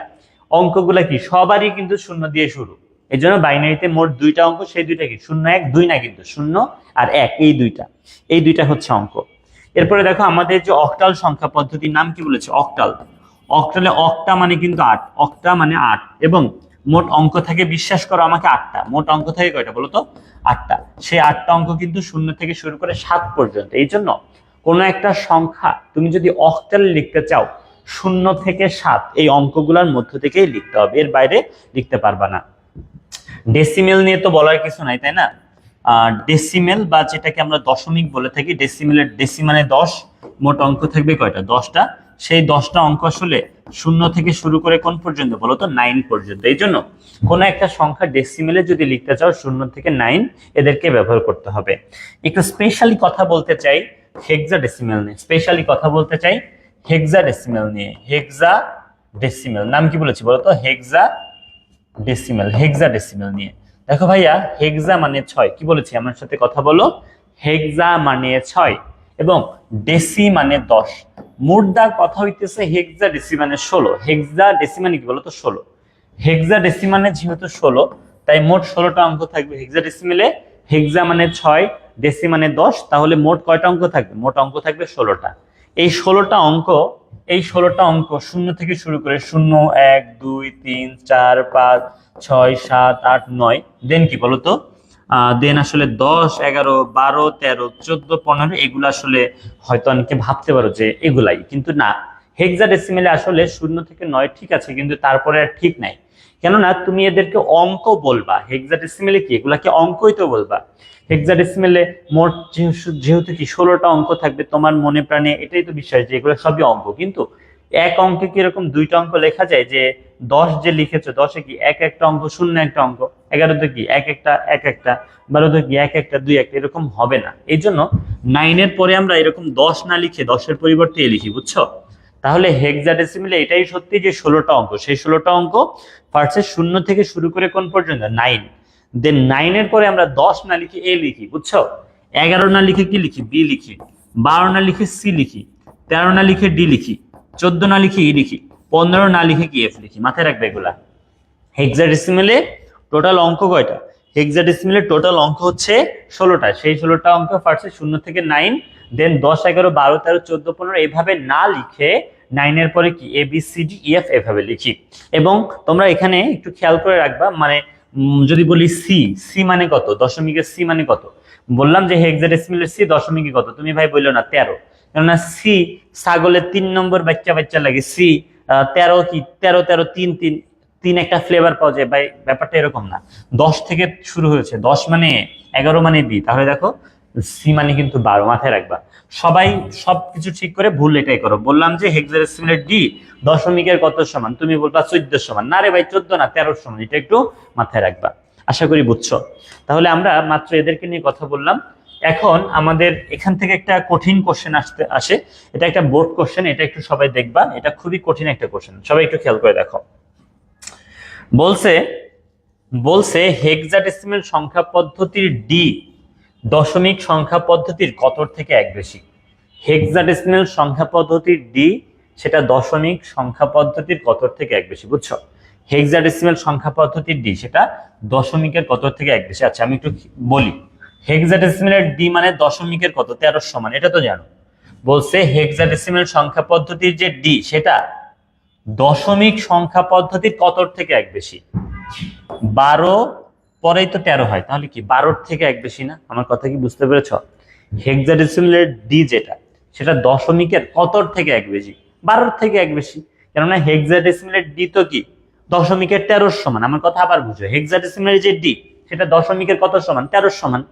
এই 13টা কার থেকে এক বেশি, 12 থেকে এক বেশি। তাহলে দেখো আমি যদি এইভাবে বলি, হেক্সাডেসিমাল সংখ্যা পদ্ধতির ডি দশমিক সংখ্যা পদ্ধতির 12 থেকে এক বেশি, এটা কি সত্যি কথা হয় না? হেক্সাডেসিমালের ডি দশমিকের কি 12 থেকে এক বেশি। সো উত্তর হয়ে যাবে আসলে 12। নট নট উত্তর আবার তুমি 12 বলে তুমি সি বললো না, তাহলে তো এটাই বলতো যে হেক্সাডেসিমালের ডি হেক্সাডেসিমালের কতর থেকে এক বেশি, বলতো সি থেকে এক বেশি, কিন্তু বলেছে দশমিকের কতর থেকে এক বেশি, এই জন্য উত্তর হবে 12। উত্তর হবে কত বলো, খ বা 12। আশা করি সবাই বুঝছো। এখন দেখো আমাদের আরেকটা এমসিকিউ এখানে আছে, আরেকটা এমসিকিউ আমাদের এখানে আছে, সেটা নিয়ে একটু কথা বলি। বলা হয়েছে, এটা খুবই সহজ একটা এমসিকিউ। বলা হয়েছে হেক্সাডেসিমালের সব থেকে বড় অঙ্ক কত? অনেকে ভাবো যে 9, অনেকে ভাবো 15, অনেকে ভাবো এফ, অনেকে ভাবো 16 ভাবো অনেকে, কেননা হেক্সাডেসিমালের ভিত্তিটা 16। ভাই হেক্সাডেসিমাল এটা হচ্ছে ভিত্তি, এটা কি বলতো? হেক্সাডেসিমালের ভিত্তি, হেক্সাডেসিমালের ভিত্তি হচ্ছে 16। সব থেকে বড় অঙ্ক 16 না, 9 সব থেকে বড় অঙ্ক না, 9 এর পরে এবিসি এগুলো অঙ্ক হিসেবে ব্যবহার হয়। আবার 15 সব থেকে বড় অঙ্ক না, সব থেকে বড় অঙ্ক আসলে এফ। এই এফ এর দশমিক মান হচ্ছে 15। তাহলে উত্তর হয়ে যাবে ঘ, উত্তর হয়ে যাবে ঘ বা এফ, উত্তর হয়ে যাবে ঘ বা এফ। এখন দেখো আমি সংখ্যা পদ্ধতির বেস বা ভিত্তি নিয়ে কথা বলি। একটু আগে আমি তোমাদেরকে বলেছিলাম আমাদের যে বাইনারি সংখ্যা পদ্ধতি, বাই মানে 2, এই জন্য এই বাইনারি সংখ্যা পদ্ধতিতে মোট অঙ্ক থাকে কয়টা? 2টা। এই 2টা অঙ্ক থাকার কারণে বাইনারি সংখ্যা পদ্ধতির ভিত্তি বলেছিলাম 2। শোনো, মাথায় রাখবা কোনো একটা সংখ্যা পদ্ধতিতে, কি মাথায় রাখবা, কোনো একটা সংখ্যা পদ্ধতিতে মোট যতগুলা অঙ্ক ব্যবহার করা হয় সেই অ্যামাউন্টটাকে সেই সংখ্যা পদ্ধতির বেস বা ভিত্তি বলে। দেখো কি বলেছি, বলা হয়েছে কোনো সংখ্যা পদ্ধতিতে মোট যতগুলা মৌলিক অঙ্ক প্রতীক থাকে তাকে সেই সংখ্যা পদ্ধতির বেস বা ভিত্তি বলে। তার মানে বেস বা ভিত্তি আসলে একটা অ্যামাউন্ট, বেস বা ভিত্তিক একটা অ্যামাউন্ট। কিসের অ্যামাউন্ট? কোন একটা সংখ্যা পদ্ধতিতে মোট কতগুলো অঙ্ক ব্যবহার করা হয় এটার অ্যামাউন্ট। তাহলে কি বলেছি, বেস বা ভিত্তি কি? কোন একটা সংখ্যা পদ্ধতিতে মোট যতগুলো মৌলিক অঙ্ক বা প্রতীক ব্যবহার করা হয় তাকে সেই সংখ্যা পদ্ধতির বেস বা ভিত্তি বলে। সবাই কি বুঝছো? দেখো এখান থেকে আমাদের একটা 2 মার্কের খুব বেশি কোশ্চেন আসে। কোশ্চেনটার একটা টাইপ আমি দেখিয়েছি, বলেছি যে একটা 3 ভিত্তিক সংখ্যা পদ্ধতি বলতে কি বুঝো? এই 3-এর জায়গায় তোমার পরীক্ষায় 8, 6, 4, 2, 7 এগুলা থাকতে পারে আর কি, বুঝছো? এটা একটা টাইপ, বুঝছো? যে একটা 8 ভিত্তিক সংখ্যা পদ্ধতি বলতে কি বুঝো ব্যাখ্যা করো, একটা 6 ভিত্তিক সংখ্যা পদ্ধতি বলতে কি বুঝো। সো আমি 3 ভিত্তিকের ব্যাখ্যা দিব, 3-এর জায়গায় 8 হইলে কি কি চেঞ্জ হবে এটা তো বুঝবাই। শোনো, একটা 3 ভিত্তিক সংখ্যা পদ্ধতি বলতে কি বুঝো ব্যাখ্যাতে তুমি এখানে প্রথমে একটা সংজ্ঞা দিবা, যেহেতু এটা অনুধাবনমূলক একটা কোশ্চেন, 2 মার্কের কোশ্চেন। সো এটার সাথে খুব যাবে যেই সংজ্ঞাটা, খুব যাই যে সংজ্ঞাটা, সেই সংজ্ঞাটা দিলেই তুমি কিন্তু এখানে 1 পেয়ে যাবে। সেই সংজ্ঞাটা কি হওয়া উচিত বলো তো? সংখ্যা পদ্ধতি নাকি ভিত্তি বা ভিত্তির? আসলে তো এখানে ভিত্তিক বা ভিত্তিটাই মেইন জিনিস, তাই না? তাহলে তুমি প্রথমে ভিত্তির সংজ্ঞা দিবা, বলবা কোনো একটা সংখ্যা পদ্ধতিতে মোট যতগুলা মৌলিক অঙ্ক বা প্রতীক থাকে তাকে সেই সংখ্যা পদ্ধতির বেস বা ভিত্তি বলে। তুমি 1 পেয়ে গেলা, ভিত্তির সংজ্ঞা দিয়ে 1 পেয়ে গেলা। এরপরে বাকি 1 পেতে তোমাকে 3 ভিত্তিক সংখ্যা পদ্ধতি নিয়ে ব্যাখ্যা দিতে হবে। বলবা যে একটা 3 ভিত্তিক সংখ্যা পদ্ধতি বলতে বোঝাচ্ছে এখানে মোট 3টা অঙ্ক থাকবে, সেই 3টা অঙ্ক কত থেকে শুরু? 0 থেকে। তাহলে কি 0, 1 আর 2। তাই কোনো একটা সংখ্যা যদি এই সংখ্যা পদ্ধতিতে তুমি গঠন করো, 0, 1 আর 2 কে ব্যবহার করবে। এই হচ্ছে ব্যাপার। দেখো আমাদের এখানে উত্তরটা কিভাবে করা হয়েছে একটু খেয়াল করে দেখো। বলা হয়েছে কোন বলা হয়েছে কোন সংজ্ঞা প্রথমে সংজ্ঞায় কি বলা হয়েছে যে কোন সংখ্যা পদ্ধতিতে মোট যতগুলো মৌলিক অঙ্ক বা প্রতীক থাকে তাকে সেই সংখ্যা পদ্ধতি বেস বা ভিত্তি বলে। গেল এক পেলাম। এরপরে বলছি একটা 3 ভিত্তিক সংখ্যা পদ্ধতি বলতে বোঝায় সেই সংখ্যা পদ্ধতিতে 3টা অঙ্ক আছে, যা কত 0 1 আর 2। তাই কোন সংখ্যা গঠন করতে হলে এই 0 1 2 3 কে ব্যবহার করতে হবে। তোমার পরীক্ষায় যদি 3 এর জায়গায় এখানে 8 থাকতো তাহলে বলতে কি 8 ভিত্তিক বলতে আটটা অঙ্ক আছে, সেই 8টা কত 0 থেকে শুরু করে 7 পর্যন্ত, এবং বলতে এখানে সংখ্যা গঠন করতে 0 থেকে 7। তোমার যদি এখানে 6 থাকতো তাহলে বলতা 6 ভিত্তিক বলতে কি সেই সংখ্যা পদ্ধতিতে মোট 6টা অঙ্ক আছে, সেই 6টা অঙ্ক কি 0 থেকে শুরু করে 5। এই তো ব্যাপার। আশা করি সবাই এটা বুঝতে পেরেছো।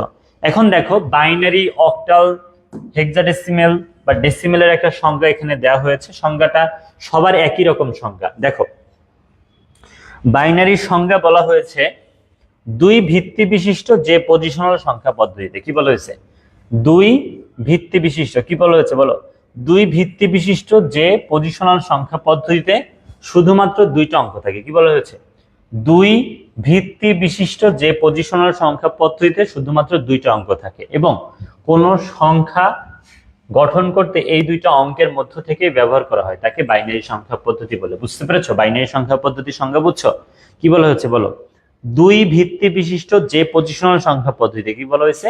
2 ভিত্তি বিশিষ্ট যে পজিশনাল সংখ্যা পদ্ধতিতে মোট 2টা অঙ্ক থাকে। 2 ভিত্তি বিশিষ্ট যে পজিশনাল সংখ্যা পদ্ধতিতে মোট 2টা অঙ্ক থাকে এবং কোন একটা সংখ্যা গঠন করতে এই 2টা অঙ্ককেই ব্যবহার করা হয় তাকে কি বলেছি আমরা? বাইনারি। সেম ভাবে অক্টালের সংজ্ঞাতে খালি বলেছি 8 ভিত্তি বিশিষ্ট যে পজিশনাল সংখ্যা পদ্ধতিতে মোট 8টা অঙ্ক থাকে এবং কোন সংখ্যা গঠন করতে এই 8টাকে ব্যবহার করা হয় তাকে কি অক্টাল বলে। একইভাবে হেক্সাডেসিমেলের কথা বলা হয়েছে। আমরা মোটামুটি লাস্ট পেজে আসছি আর কি, এরপরে নামাজ পড়তে যেতে হবে। এখান থেকে একটা এমসিকিউ একটা হচ্ছে 2 মার্কের কোশ্চেন আসার সুযোগ আছে, খুব আসে এটা। দেখো বলা হচ্ছে কোন একটি সংখ্যা যে সংখ্যা পদ্ধতি আছে এটার ব্যাখ্যা। শোনো, এরকম একটা কোশ্চেন কিন্তু চলে আসে। বলা হচ্ছে যে 121 সংখ্যাটা কোন সংখ্যা পদ্ধতিতে আছে ব্যাখ্যা করো। 121 বলো বা 1 to 1 বলো, এটা সেফ। ঠিক আছে, তাহলে 121 এটা কোন সংখ্যা পদ্ধতি আছে? ভাইয়া তুমি যে বহুল ব্যবহৃত 4টা পজিশনাল সংখ্যা পদ্ধতিকে নিয়ে জানলা, তোমাকে এখানে এই 4টাকে নিয়ে উত্তর করতে হবে। 4টাকে নিয়ে উত্তর করতে হবে। প্রথমে বলো এটা কি বাইনারিতে সম্ভব? বাইনারিতে সম্ভব না, কেননা বাইনারিতে এই যে 2 যে অঙ্কটা এটা কি বাইনারিতে হয়? তাহলে এটা বাইনারি না। তাহলে প্রথম লাইনে বলবা যে 1 to 1 সংখ্যাটা বাইনারি সংখ্যা পদ্ধতির না। কি বলবো বলো? 1 to 1 সংখ্যাটা বাইনারি সংখ্যা পদ্ধতি না, কেননা বাইনারি সংখ্যাতে কি 2 অঙ্কটা থাকে না। এরপরে বলো এটা কি অক্টালে হতে পারে? 100% এটা অক্টালে হতে পারে, কেননা অক্টালে দেখো 1 2 1 সব আছে। এরপরে বলো এটা কি দশমিকে হতে পারে? 100% এটা দশমিকে হতে পারে, কেননা দশমিকে কিন্তু 1 2 1 সবই আছে। এরপরে বলো এটা কি হেক্সাডেসিমেলে হতে পারে? 100% এটা হেক্সাডেসিমেলে হতে পারে, কেননা হেক্সাডেসিমেলে 1 2 1 সবই আছে। তাহলে এই উত্তরটা এরকম 4 লাইনের উত্তর দিচ্ছ, 4 লাইনের এরকম উত্তর দিচ্ছ। প্রথমে কি বলছো? প্রথমে বলছো 1 to 1 সংখ্যাটা বাইনারিতে নাই, কেননা বাইনারিতে 2 অঙ্কটা কিন্তু নাই, এই 2 অঙ্কটা বাইনারিতে নাই। এরপরে বলছো 1 to 1 সংখ্যাটা অক্টালে থাকতে পারে, কেননা অক্টালে এই অঙ্কগুলো আছে। এরপরে বলছো 1 to 1 সংখ্যাটা দশমিকে থাকতে পারে, কেননা কি দশমিকে এই অঙ্কগুলো আছে। এরপরে বলছো 1 to 1 সংখ্যাটা হেক্সাডেসিমেলে থাকতে পারে, কেননা হেক্সাডেসিমেলে কি অঙ্কগুলো আছে। এইভাবে তুমি 4 লাইনের উত্তর এগুলাতে দিবা। এখন তোমার মনে হয়তো প্রশ্ন যাচ্ছে তাহলে এতগুলাতে থাকতে পারে, আসলে আছে কোনটাতে? শোনো, আসলে তুমি যদি একটা সংখ্যা ধরো এমন করে দিলাম 1 to 1, এই নাম্বারটাকে এইভাবে ফার্স্ট ব্র্যাকেটে রেখে নিচে এটাকে সাবস্ক্রিপ্ট বলে, এই সাবস্ক্রিপ্টে যদি আমি লিখি 10, তাহলে আর থাকতে পারাপারিতে নেই, এটা এখন কিসে আছে বলো? দশমিকে আছে। এখানে যদি দিয়ে দিতাম হচ্ছে 8, তাহলে কিসে থাকে? অক্টাল। এখানে যদি দিতাম 16, তাহলে কি থাকতে পারাপারিতে নেই, এটা আছে কি হেক্সাডেসিমেলে। এখন দেখো এই টাইপের আরেকটা কোশ্চেন আসছে, সেটা হচ্ছে 786 এটা কোন সংখ্যা পদ্ধতির ব্যাখ্যা করতে বলছে। ভাইয়া প্রথমত এটা বাইনারির হওয়ার কোনো চান্স নেই, কেননা বাইনারিতে আমাদের কিন্তু 7 8 6 কোনো অঙ্ক নাই, তাহলে এটা কি বাইনারির না। এরপরে বলে এটা কি অক্টালের হতে পারে? এটা অক্টালেরও না, কেননা অক্টালে কিন্তু 8 অঙ্কটা নাই। এরপরে দেখো এটা কিন্তু আসলে ডেসিমেলের হতে পারে। এটা কিসের বলো তো? ডেসিমেলের হতে পারে, কেননা ডেসিমেলের 7, 8, 6 সবই অ্যাভেলেবল। এরপরে দেখো এটা কিন্তু হেক্সাডেসিমেলেরও হতে পারে। কি বলেছি বলো? এটা হেক্সাডেসিমেলেরও হতে পারে। হেক্সাডেসিমেলের কেন হতে পারে? কেননা হেক্সাডেসিমেলে কিন্তু 7, 8, 6 সবই আছে। শোনো, আমার এখানে হচ্ছে 8:30টায় নামাজ, তো আমি আসলে 8:30টার আগে শেষ করবো আর কি। তাহলে দেখো আমি এখানে যেটা বলেছি যে 786 সংখ্যাটা কি বাইনারিতে নাই, কেননা কি বাইনারিতে 7, 8, 6 অঙ্কগুলো নাই। এরপরে বলেছি এটা অক্টালেও নাই, কারণ অক্টালে কি 8 অঙ্কটা নেই। এরপরে বলেছি 786 সংখ্যাটা কি দশমিকে থাকতে পারে, কেননা দশমিকে কি এই অঙ্কগুলো আছে। দেন বলেছি এই সংখ্যাটা হেক্সাডেসিমেলে থাকতে পারে, কেননা হেক্সাডেসিমেলে কি অঙ্কগুলো আছে। আশা করি বুঝছো। এরপরে দেখো আমাদের এখান থেকে একটা এমসিকিউ কোশ্চেন আসছে। এমসিকিউ কোশ্চেনটা এরকম যে বলা হয়েছে 212 সংখ্যাটা কোন সংখ্যা পদ্ধতিতে থাকতে পারে? উত্তর কি? টার্নারি মানে কি বুঝছো? 3টা অঙ্ক আছে এরকম একটা সংখ্যা না, টার্নারি না। টার্নারিতে 3 কোনো অঙ্কই হতে পারে না। টার্নারিতে অঙ্ক 3টা থাকে, সেই 3টা অঙ্ক কি 0, 1 আর 2। তাহলে এটা টার্নারি না। অক্টাল হতে পারে, অক্টালে তো এগুলো আছে। আবার দশমিকও কিন্তু হতে পারে, দশমিকও কি হতে পারে। তাহলে উত্তর আসলে হয়ে যাচ্ছে 2 আর 3। 2 আর 3 কি আছে? 2 আর 3 গ। তাহলে এখান থেকে উত্তর হয়ে যাচ্ছে গ। উত্তর হয়ে যাচ্ছে কি বলতো? গ। উত্তরটা হচ্ছে গ। আশা করি বুঝছো। দেখো আমাদের এই ক্লাসের লাস্ট একটা টপিকে আমরা আসছি, সেটা হচ্ছে এন অঙ্কের ক্ষুদ্রতম সংখ্যা এবং বৃহত্তম সংখ্যা। এন অঙ্কের ক্ষুদ্রতম আর বৃহত্তম। আগে বৃহত্তমটাই দেখাচ্ছি। এন অঙ্কের বৃহত্তম। শোনো, দশমিক যেহেতু তোমাদের খুবই ক্লোজ, দশমিক দিয়েই বোঝাই। দশমিকে অঙ্ক থাকে কয়টা? 10টা, 9টা, 10টা থাকে। সেই 10টা কি? 0, 1, 2, 3, 4, 5, 6, 7, 8 আর 9। এই 10টা অঙ্ক থাকে কি দশমিক। এখন এখানে তোমাকে যদি বলি 2 অঙ্কের সব থেকে বড় সংখ্যা, তুমি তো লাফালাফি বলবো 2 অঙ্কের সব থেকে বড় 99। আমি যদি বলি 3 অঙ্কের সব থেকে বড় সংখ্যা কত, তুমি বলবা 999। আমি যদি বলি 4 অঙ্কের বৃহত্তম সংখ্যা, তুমি বলবা কি? এটা। তো খেয়াল করে দেখো, তুমি যখন বৃহত্তম সংখ্যা লিখছো 2 অঙ্কের ক্ষেত্রে, দেখো এদের মধ্যে সব থেকে বড় যে 9, সেই 9কে দেখো 2বার লিখছো।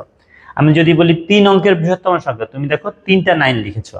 আমি যদি বলি 1 অঙ্কের বৃহত্তম সংখ্যা, তুমি কি একটা 9 লিখছো। আমি যদি বলি n অঙ্কের বৃহত্তম সংখ্যা, তুমি তাহলে কি n সংখ্যক এই সংখ্যা পদ্ধতির সব থেকে বড় অঙ্কটা লিখবা না? আমি যদি বলি দশমিকে 6 অঙ্কের বৃহত্তম সংখ্যা কি, তুমি কি করবা? 6টা 9 লিখে দিবা। বুঝতে পেরেছো? এইরকমই সব সংখ্যা পদ্ধতিতে, এরকমই সব সংখ্যা পদ্ধতিতে। যেমন অক্টালে, আমাদের যে অক্টালে অঙ্ক থাকে 0 থেকে শুরু করে 7, সব থেকে বড় কি? 7। তাহলে যদি বলি অক্টালে 3 অঙ্কের বৃহত্তম সংখ্যা, তুমি কি 3টা 7 লিখবা। আমি যদি বলি অক্টালে 4 অঙ্কের বৃহত্তম সংখ্যা, 4টা 7 লিখবা।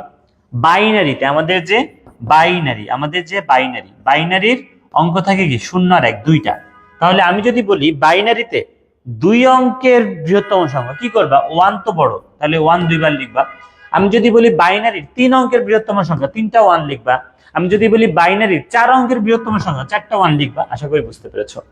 আর হেক্সাডেসিমেলের সব থেকে বড় হচ্ছে f, তাহলে ওই f লিখবা অতবার, যত অঙ্কের বৃহত্তম সংখ্যা বলবে। দেখো এখানে দেখো বলা হয়েছে কোন সংখ্যা পদ্ধতিতে n অঙ্কের বৃহত্তম সংখ্যা বের করতে সে সংখ্যা পদ্ধতির সব থেকে বড় অঙ্ক n বার লিখতে হয়। কি বলা হয়েছে বলো? কোন সংখ্যা পদ্ধতিতে n অঙ্কের বৃহত্তম সংখ্যা বের করতে সে সংখ্যা পদ্ধতির সব থেকে বড় অঙ্কটি কি n বার লিখতে হয়। দেখো 3 অঙ্কের বৃহত্তম সংখ্যা বাইনারিতে 3টা 1, অক্টালে 3টা 7, দশমিকে 3টা 9, হেক্সাডেসিমেলে 3টা 1। বুঝতে পেরেছো? এখন দেখো কঠিন ব্যাপার যেটা, সেটা হচ্ছে ক্ষুদ্রতমতে। ক্ষুদ্রতম একটু ঝামেলা। দেখো দশমিকের 2 অঙ্কের সংখ্যা শুরু হয় কিন্তু 10 থেকে, দশমিকের, এবং 2 অঙ্কে শেষ হয় 99। 3 অঙ্কে শুরু হয় 100 থেকে, শেষ হয় কত থেকে বলো তো? 999। 4 অঙ্কে শুরু হয় 1000 থেকে, শেষ হয় 9999। বুঝছো? আর দেখো এক অঙ্ক নিয়ে একটু কথা বলি। 0 কোনো কি সংখ্যা না বলো তো? ন্যাচারাল সংখ্যা না। ন্যাচারাল সংখ্যা কিন্তু 1 থেকে শুরু। তাহলে 1 থেকে শুরু করে আসলে 9 পর্যন্ত, তাই না? তাহলে 1 অঙ্কের ক্ষুদ্রতম সংখ্যা আসলে 1, তাই না, দশমিকে। এবং আমাদের 1 অঙ্কের বৃহত্তম সংখ্যা হচ্ছে 9। তাহলে যে জিনিসটা দাঁড়ালো সেটা হচ্ছে দশমিকের ক্ষেত্রে বলি প্রথমে সবসময় 1 বসবে, তাই না? প্রথমে সবসময় কি 1 বসবে। প্রথমে সবসময় কিন্তু কি বসবে বলো তো, এক বসবে। ঠিক আছে, প্রথমে সবসময় এক বসবে। এক বসার পরে প্রথমে কি সবসময় এক বসছেন, এক বসার পরে তুমি যত অঙ্কের সংখ্যা চাও ক্ষুদ্রতম তত হতে, আচ্ছা আমি একটু মানে ডিটেলসে বলি। ধরো তোমাকে বললো 4 অঙ্কের বৃহত্তম সংখ্যা, তাহলে একটা 1 লিখলাম। এখন 4 হতে আর কত লাগে, 3, তাহলে 3টা শূন্য দিয়ে দিবা। আবার বলি, ধরো তোমাকে বললাম দশমিকেই বলি, দশমিকে বললাম 6 অঙ্কের বৃহত্তম সংখ্যা, সরি ভুল বলেছি, 6 অঙ্কের ক্ষুদ্রতম সংখ্যা। কি বলেছি, বলেছি বলেছি 6 অঙ্কের ক্ষুদ্রতম সংখ্যা কত, তাহলে তুমি প্রথমে একটা 1 দিবা, দেন 6 হতে আর কত লাগে 5, তাহলে 5টা কি দিয়ে দিবা, শূন্য দিয়ে দিবা। আর সব সংখ্যা পদ্ধতিতে সেম, সব সংখ্যা পদ্ধতিতে সেম ভাই, এটা সব সংখ্যা পদ্ধতি সেম। তোমাকে যদি বলি 3 অঙ্কের ক্ষুদ্রতম সংখ্যা, বাইনারিতে 100 এই 3টা, দশমিকেও 100 এই 3টা, অক্টালে 100 এই 3টা, হেক্সাডেসিমালে কি 100 এইটা। বুঝতে পেরেছো, সব সংখ্যা পদ্ধতিতে সেম। এখন তোমাদের মনে একটা কোশ্চেন থাকতে পারে, বাইনারির 1 অঙ্কের ক্ষুদ্রতম আর বৃহত্তম সংখ্যা কি? ভাইয়া ন্যাচারাল সংখ্যা হিসেবে বাইনারিতে 1 কি হচ্ছে কি ন্যাচারাল সংখ্যা, এবং আমাদের 1 অঙ্কের বৃহত্তম সংখ্যাও 1 অঙ্কের ক্ষুদ্রতম সংখ্যাও 1 হবে বাইনারিতে। এর জন্য 1 অঙ্কের ক্ষুদ্রতম বৃহত্তমটা আসলে আসে না, তবে 1 হবে উত্তর, কেননা শূন্য কোনো ন্যাচারাল নাম্বার না। তাহলে দেখো এখানে যেটা বলা হয়েছে সেটা হচ্ছে কোন সংখ্যা পদ্ধতিতে n অঙ্কের ক্ষুদ্রতম সংখ্যা বের করতে প্রথমে একটা 1 লিখে তারপরে n-1টি শূন্য লিখতে হয়। যেমন 3 অঙ্কের ক্ষুদ্রতম সংখ্যা বাইনারি থেকে 100, অক্টালে 100, এটাও সব সেম। বুঝছো, 4 অঙ্কের কি হতো, 1 এর পরে 3টা শূন্য হতো। এবং দেখো এখান থেকে আমাদের একটা এমসিকিউ কোশ্চেন আসতে পারে, সেটা হচ্ছে নিচের সত্য তথ্য কোনটা? সত্য বাইনারি সংখ্যা পদ্ধতিতে 3 অঙ্কের বৃহত্তম সংখ্যা 3টা 1, এটা কি? অবশ্যই সত্য। এরপরে বলা হচ্ছে বাইনারি সংখ্যা পদ্ধতিতে 3 অঙ্কের ক্ষুদ্রতম সংখ্যা 3টা শূন্য, এটা মিথ্যা। 3 অঙ্কের ক্ষুদ্রতম সংখ্যা বসুক আর যাই বসুক, প্রথমে তো 1 ফিক্সড, 1 প্রথম অঙ্কটা ফিক্সড, এরপরে 3 অঙ্ক হইতে কি 2টা শূন্য লাগে এটা। এখন তুমি বললে এটার সমস্যা কি, 3 অঙ্কের ক্ষুদ্রতম সংখ্যা, ভাই এটা আর এই যে এইটা কোনো পার্থক্য আছে? 4টে শূন্য, এটা তো শূন্যই, বুঝছো। আবার যদি বলি 1 অঙ্কের, তার মানে কি এখানে কোনো পার্থক্য নেই, এক ক্ষুদ্রতম সংখ্যাতে সবসময় কি 1 থেকে শুরু হয়, তাহলে প্রথম মানে 1 থেকে শুরু হয় কথাটা ভুল। তার মানে প্রথম অঙ্কটা 1 হয়, ক্ষুদ্রতম সংখ্যার সবসময় কি প্রথম অঙ্কটা 1 হয়। দেন তোমার যদি বলে 3 অঙ্ক, তাহলে কি 2টা শূন্য হবে, তাহলে এটা কিন্তু ভুল। এরপর বলছে অক্টেলে 5 অঙ্কের বৃহত্তম সংখ্যা এটা তুমি হয়তো আবেগের বসে বলবা যে হ্যাঁ ঠিক, এটা কিন্তু ভুল। 5 অঙ্কের বৃহত্তম সংখ্যা হবে 5টা 7, কিন্তু এখানে দেখো 6টা 7 আছে, তার মানে এটাও ভুল, এটাও ভুল, শুধু প্রথমটা উত্তর হবে, মানে ক উত্তর হবে। অনেকেই খ লিখবে আমি জানতাম, কিন্তু উত্তর হবে ক। এরকম করে একটু খেয়াল রাখবে, ঠিক আছে। এটা হচ্ছে কি মানুষের হচ্ছে মানে তুমি কতটা হচ্ছে মানে কি বলে, তোমার মাথা কতটা শীতল সেটার টেস্ট হচ্ছে এটা, বুঝছো। বিসিএস এমন টেস্ট করে, তাই যে পানি পানি কোশ্চেন, কিন্তু এমন একটা অপশন দিয়ে রেখে যে মানে ও এটা তো উত্তর হবে, কিন্তু পরে যে দেখেছে এটা উত্তরই না। ওকে, বুঝতে পেরেছো। এখন দেখো আমরা যতটুকু পড়েছি আসলে সেখান থেকে ক খতে ছাড়া আসার মতো কোনো কোশ্চেন আমরা পাইনি, ক খতে আসার ছাড়া কোনো কোশ্চেন পাইনি, গ ঘতে আসার মতো কোনো কোশ্চেন পাইনি। তাহলে ক খ যেহেতু, তাহলে কি সংখ্যা পদ্ধতি, নন পজিশনাল সংখ্যা পদ্ধতি, পজিশনাল, বেস ভিত্তি, বাইনারি, অক্টাল, হেক্সাডেসিমাল, যদি এখানে রেডিক্স নাই আর কি, সেটাও আসতে পারে। সো আবার কি খতে 2টা, আমরা এখানে 2 টাইপের কোশ্চেন দেখেছি, এগুলো খুব খতে আসে, বুঝছো। সিকিউ যখন সলভ করবো টেস্ট পেপারে তখন দেখাবো। বলা হচ্ছে একটি সংখ্যা পদ্ধতির ভিত্তি 6 বলতে কি বুঝো, ব্যাখ্যা করো। ভাই প্রথমে কি ভিত্তির সংখ্যা, দেন বলবা 6 ভিত্তিক বলতে কি 6টা অঙ্ক থাকে, সেই 6টা অঙ্ক কি 0 থেকে শুরু করে 5, কোন সংখ্যা লিখতেই 0 থেকে 5 এদেরকে ব্যবহার করবা। এরপর বলছে 212 সংখ্যাটা কোন সংখ্যা পদ্ধতি, ব্যাখ্যা করো। প্রথমে বলবা সংখ্যাটা বাইনারি না, কেননা বাইনারিতে কি 2 অঙ্কটা নাই। এরপরে বলবা সংখ্যাটা অক্টালে থাকতে পারে, কেননা এগুলো সব অক্টালে আছে। এরপরে বলবা এটা দশমিকে থাকতে পারে, এরপরে কি এটা হেক্সাডেসিমালে থাকতে পারে। আশা করি সবাই বুঝতে পেরেছ। যারা এই পর্যন্ত আমার সাথে ছিলা অনেক ধন্যবাদ। একটু দ্রুত পড়িয়েছি, আসলে আমি এত দ্রুত পড়াই না, কিন্তু একটু দ্রুত পড়াইলাম আর কি। সো আসসালামু আলাইকুম।